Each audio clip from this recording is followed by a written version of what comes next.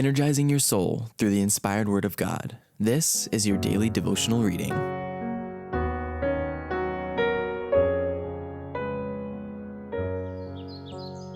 Maranatha, the Lord is coming. A devotional by Ellen White. April 12th. Pathway to Life. Jesus walked this lonesome valley. He had to walk it by himself. Oh, nobody else could walk it for him.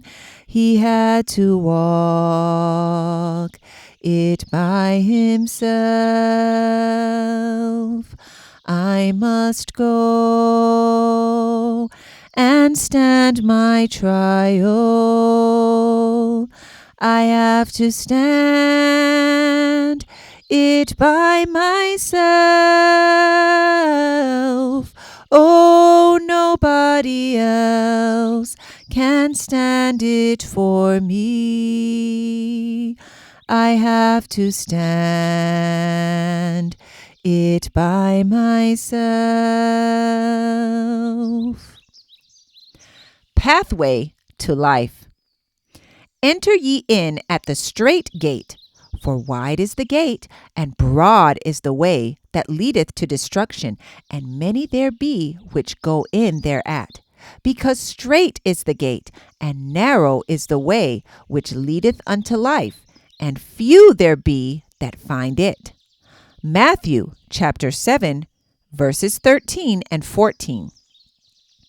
Christ calls upon us to enter the narrow pathway, where every step means a denial of self.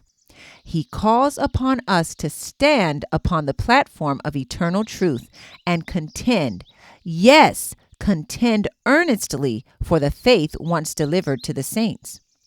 As we near the time when principalities and powers and spiritual wickedness in high places will be fully brought into the warfare against the truth, when Satan's deceptive power will be so great that, if it were possible, he would deceive the very elect, our discernment must be sharpened by divine enlightenment, that we may not be ignorant of Satan's devices.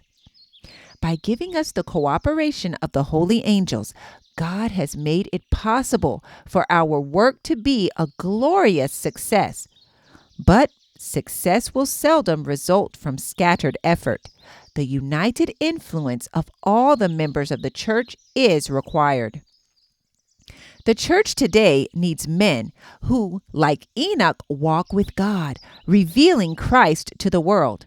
Church members need to reach a higher standard. Heavenly messengers are waiting to communicate with those who have sunk self out of sight, whose lives are a fulfilling of the words, I live, yet not I, but Christ liveth in me. And the life which I now live in the flesh, I live by the faith of the Son of God, who loved me and gave himself for me.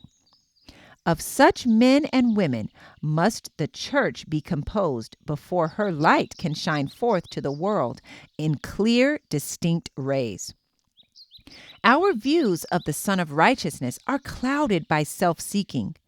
Christ is crucified afresh by many who through self-indulgence allow Satan to gain control over them.